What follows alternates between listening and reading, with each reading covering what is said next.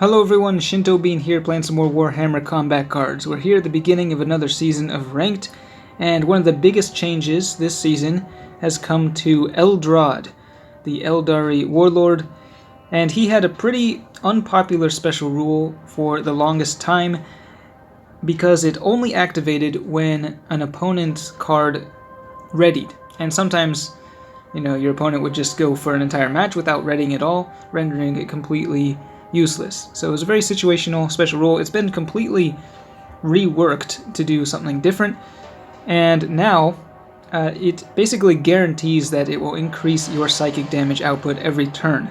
Now you can see how it reads there. For every psychic attack made by an Eldari card each turn, it increases all subsequent psychic attacks by 25%, and this stacks. It can stack up to 75% because it can only be triggered by a card only once per turn.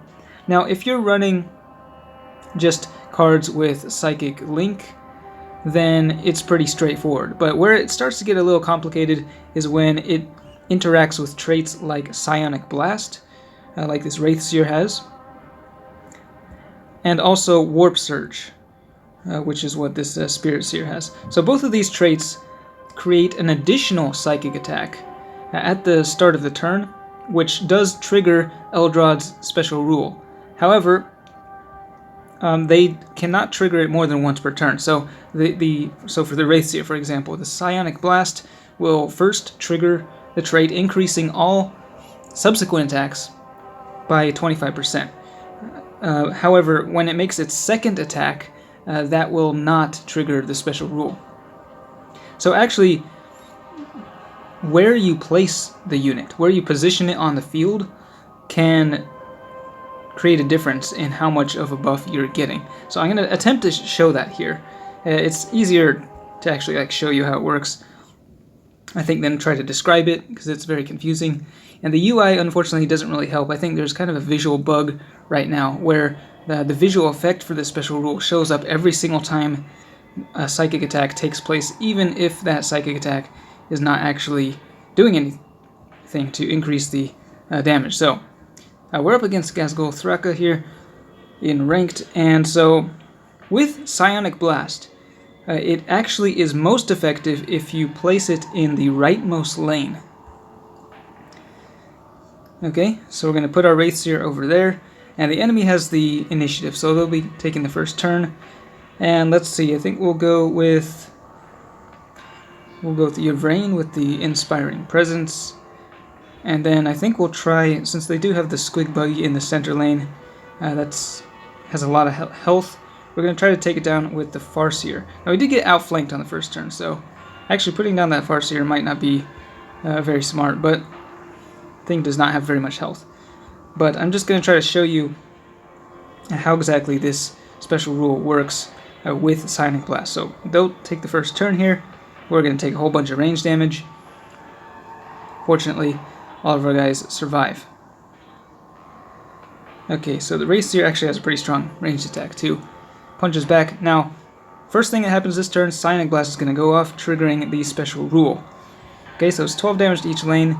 Now, every other psychic attack is now going to deal an additional 25%. So Yvrain is first going to deal 43 damage. It was debuffed by the outflank, but it's actually getting increased by 25%. It doesn't show up here in the numbers, but and then after Yvrain attacks, that will increase the damage of the Farseer's attack by 50%. So that's 50% of 116 damage on the Farseer. Then the Farseer will also trigger the special rule and then increase the Wraithseer's final attack by 75%. So it should be dealing somewhere around, I don't know, 80 damage or so.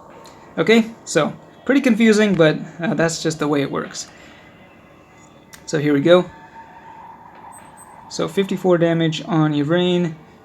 The Farseer does 174. Yeah, it looks like 50%, and then 79 damage with the Wraithseer. It looks like that's the way it worked. Now, if I had deployed the Wraithseer in the leftmost lane, I would not have gotten the buffs up to 75%. Okay, and we are getting kind of destroyed here by these guys, but the Psionic Blast will be able to finish off the Squig Buggy. And so Warp Surge also increases... it also triggers Eldrad's special rule. In this situation, I don't think it's really even worth using, because we're going to wipe out everything anyway. We'll just drop down this guy. Let's see, what is he actually called? The Skyrunner. The Warlock Skyrunner. Okay, once again, Psionic Blast going off, and that's actually going to wipe out 2 of their cards, so pretty easy pickings here. We don't even have to use the Psychic attack. I think we'll just go with the melee, so we get a slightly higher Psychic attack on the next turn. And now, the final 2 cards will deploy, including Ghazghkull Thraka himself. There's this Snazwagon. And here he comes with a Furious Charge. That Wraithseer just barely surviving with 3 health. Okay, and Yvraine also survives, so good news for us. I think we should be able to win here, actually, very easily, if I were to deploy Eldrad.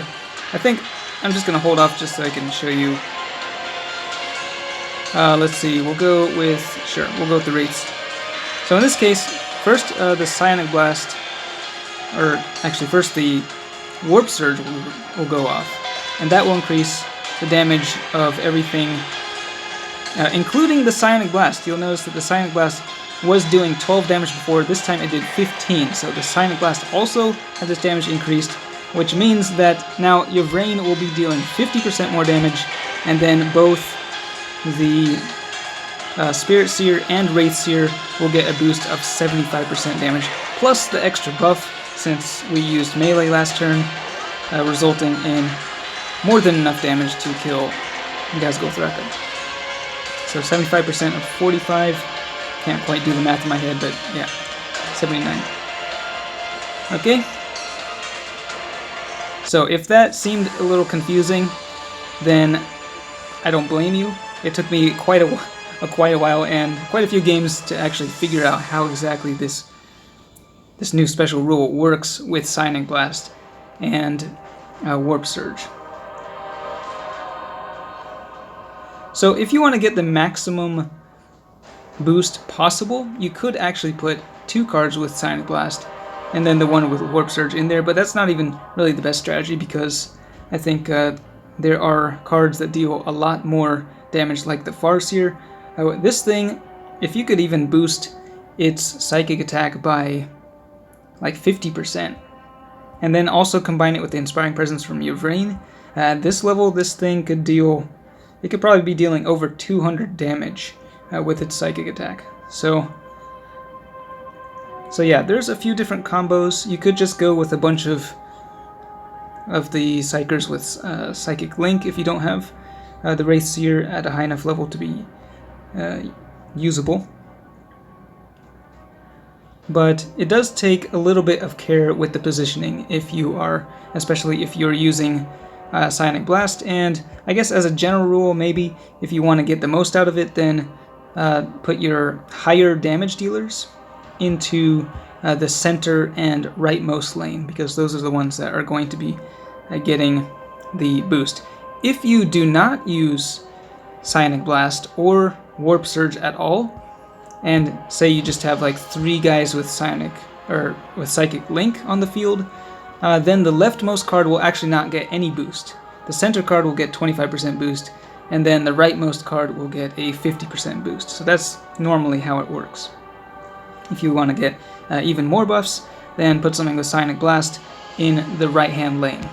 So, if you have any more questions about this, then feel free to ask. Hopefully they get rid of the visual bug, just because I think that's adding to the confusion as to what the special rule is actually buffing. But yeah, that is it for Eldrad's rework. Thanks for watching, and I will see you next time.